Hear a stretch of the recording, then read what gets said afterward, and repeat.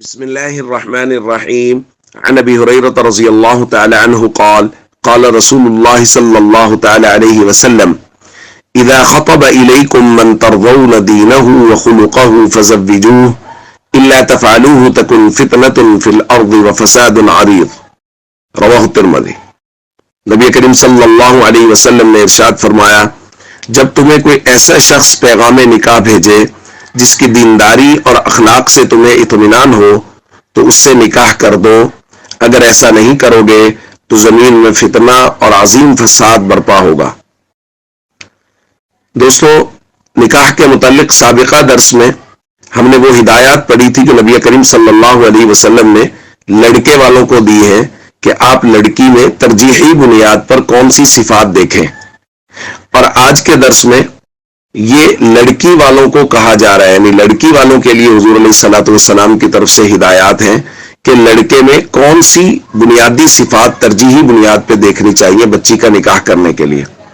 تو حضور علیہ الصلوۃ والسلام نے بھائی دو صفات ذکر کی ہیں، من ترضون دینہ وخلقہ، کہ لڑکے کا دین بہتر ہو اور تمہیں اس پہ اطمینان ہو، اور اس کے اخلاق بہتر ہو، اس پر تمہیں اطمینان ہو تو نکاح کر دو۔ دوستو، یہاں بھی وہی مسئلہ پایا جا رہا ہے جو ہمارا سابقہ درس میں ہم نے اس کی بات کی تھی کہ لڑکے کے متعلق لڑکی والے ہر طرح کی تحقیق کرتے ہیں، یہ پڑھا کیا ہوا ہے، یہ کماتا کیا ہے، دیہاتوں میں عام طور پہ دیکھا جاتا ہے ان کی زمین کتنی ہے، جاب ہے یا نہیں ہے، وغیرہ وغیرہ سب کچھ دیکھتے ہیں، لیکن بہرحال جو حضور علیہ الصلوۃ والسلام نے بات کی ہے وہ کوئی بھی نہیں دیکھتا، نماز پڑھتا ہے یا نہیں پڑھتا، نہ کوئی پوچھتا ہے نہ کوئی دیکھتا ہے، اس کے اخلاق کیسے ہیں، بات کرتے ہوئے تمیز سے بات کرتا ہے یا نہیں کرتا، بڑے چھوٹے کا احترام ہے یا نہیں ہے،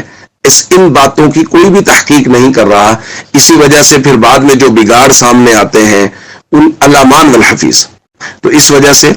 جب لڑکی والے رشتہ دیکھنے جائیں تو ترجیحی بنیاد پہ ان چیزوں کو دیکھیں۔ پچھلی دفعہ بھی درخواست کی گئی تھی، باقی چیزیں بھی دیکھیں، بالکل کوئی مسئلہ نہیں ہے، اس کی تعلیم دیکھیں، اس کی سیلری دیکھیں، جو بچی والے دیکھنا چاہتے ہیں، لیکن ترجیحی بنیاد پہ وہ چیزیں جو حضور نے فرمائی ہیں، دین یعنی وہ فرائض و ارکان اسلام کا پابند ہے یا نہیں، اخلاق یعنی اس کی زبان کیسی ہے، بڑے چھوٹے کے ساتھ بات کرنے میں پوری تمیز ہے یا نہیں۔ تو اس لیے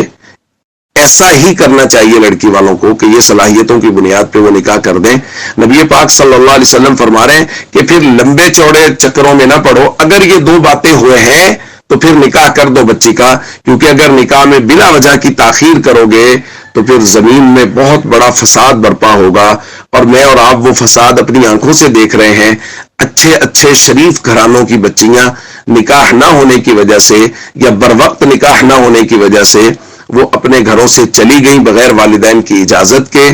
اور والدین ان کے لیے معاشرے میں منہ دکھانا مشکل ہو رہا ہے۔ تو اس لیے نکاح میں بلا وجہ کی تاخیر کرنا درست نہیں ہے۔ بلا وجہ کے لڑکے والوں کے اندر، یعنی اگر ان کا دین و اخلاق یا بنیادی چیزیں پوری ہیں تو ہر چیز میں ایک نئی سے نئی بات نکالنا جس کی وجہ سے نکاح میں تاخیر ہو، یہ شریعت کی نظر میں پسندیدہ نہیں ہے۔ دین و اخلاق پر اگر آپ راضی ہیں تو فوراً بچیوں کا نکاح کیجیے تاکہ فتنہ اور فساد سے محفوظ رہیں۔ السلام علیکم ورحمۃ اللہ وبرکاتہ۔